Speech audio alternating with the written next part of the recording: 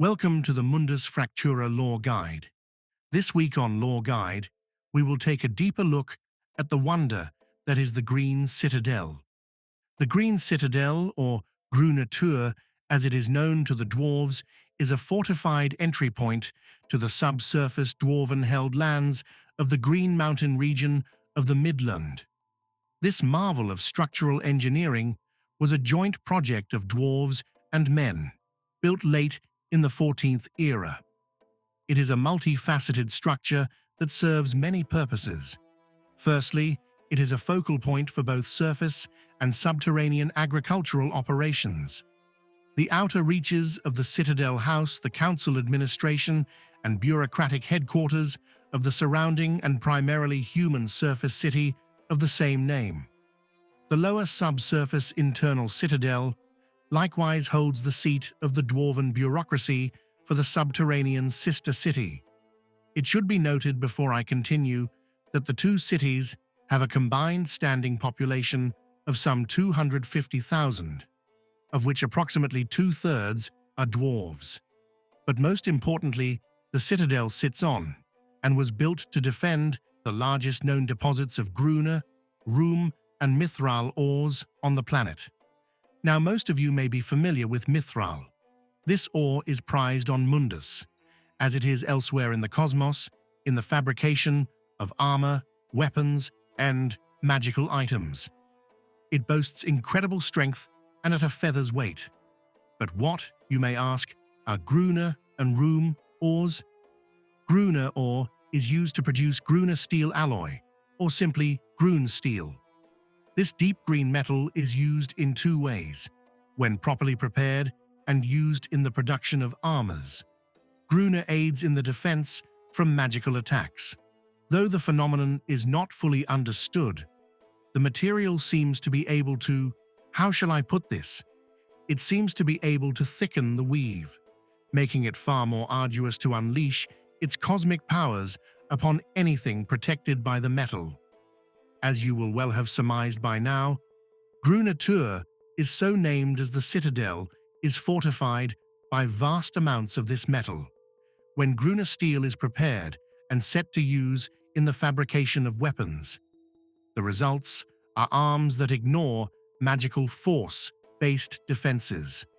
Spells such as Force Wall that create a magical, you guessed it, wall of force, which are typically immune to and impassable to physical attack, are instead completely ignored, as if not even there. Ruhm aura is interesting indeed. Less practical than the other two materials, it is still very valuable. Ruhm is somehow celestially aligned with the powers of good. It's a strange concept, but if you ever see it, you will understand. All items made with Ruhm radiate with an aura of goodness that all can clearly see. It is highly prized by many on both sides of the highly subjective good and evil spectrum. Those of altruistic leaning seek it as an identifier of their nature, where the malevolent, as one would expect, would use it to deceive. The material, though highly controlled, invariably and inevitably falls into the hands of the ill-intended. The Alliance holds a standing bounty on any who would use the material to misrepresent themselves. For those who happen across Ruhm items and do not wish to staunchly uphold the ideas of its goodly radiance, it is widely known across the Alliance lands that the objects can be submitted with amnesty and reward. As a side note, though they are few in number, it should be mentioned that there is a Vale-wide community known as Ruhm Hunters, or Ruhm Venator, who make a good living reclaiming rogue items of Ruhm. Now, after that healthy bit of digression, back to Grüne Tür. The Citadel is a focal point, and mighty crossroads of all of the dwarven-held lands of the area, both above and below. And though there are larger, older, and more holy sites to the dwarves of the area, the Green Citadel stands as the de facto dwarven capital for the region. The current ruling dynasty, the mighty Jade Hammer clan, led by the Hoa Königin, or loosely translated to Alliance Common, the High Queen, T.T.R.P.G. Her Royal Highness holds court and governs from the Jade Palace located in caverns deep below Grüne. The Jade Dynasty has ruled the lands unopposed since the dawn of the 10th era. The stability has been such that dwarven calendars of the region have not updated since that time, which places the dwarves of the region well out of sync with the rest of the Vale's common calendar. Along with the dominant Jade Hammer, there are 6 other powerful clans of the Green Mountain region, each with an emissary which sits in the council chambers of the Jade Palace. They are by order of honor and influence. The Stahlbrauer clan, a powerful people renowned for their knowledge of metallurgy. The militant Orc Jaeger clan, seen as unparalleled defenders of the realm, noted in the annals of the Green Mountain Dwarves as the thrust which routed the Orcs from the lands in time immemorial. The clan Quake, noted for their unparalleled sense of the lands and pathfinding by speaking with the stone. The Green Side, or sometimes called the Lesser Grün clan. This is a primarily surface-dwelling clan and dominates the area's surface operations.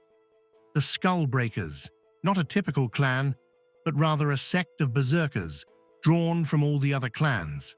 And lastly, the Fernway, or Wanderlust clan, who act as the eyes and ears of the nation. Much like the Skullbreakers, no dwarf is ever born to this clan. Rather, the clan adopts you.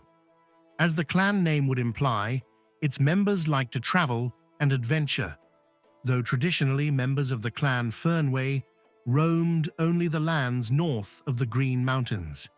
They can now be encountered not only across the Vale, but far and wide in every nook, cranny, and crevice of the planet. As a side note for those of you who watch our game session recordings, the traveling merchant known as Ginger Bear is a member of the Fernway clan. As was noted in a few other lore guides, the Green Citadel is the northern termination point of the Alliance transport network.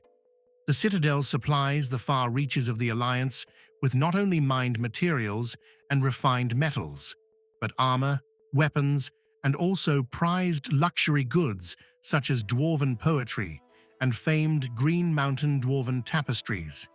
The Citadel, in turn, imports true residuum used in crafting, as well as a great many agricultural products not available in the cooler climes of the Green Mountains, including all manner of fruit, vegetables, and spices. I have just barely scratched the surface of this fascinating hub of civilization.